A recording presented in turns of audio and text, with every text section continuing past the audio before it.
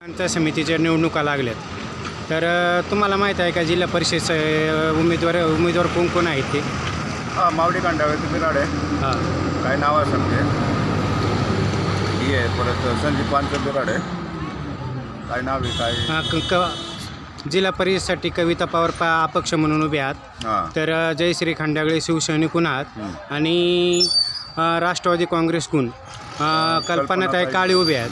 तर याच्यापैकी तुम्हाला काय वाटतं आता यात काय होईल नेमकं? यात शिरोडी गावामध्ये जास्त पांडुरंग पवारांची चालेल.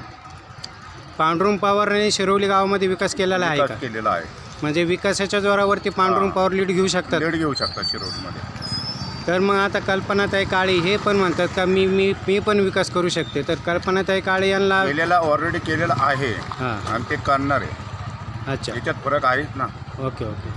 मग शिवसैनिकून राजू शेठ गाडगे आहे. तर याच्याकडे तुम्ही कसं पाहाल? याच्यात 50-50 चालेल. 50-50 50-50 चालेल. म्हणजे दोघांनाही समान राहू शकते शिरोलीमध्ये समान राहू मतदान. ओके धन्यवाद.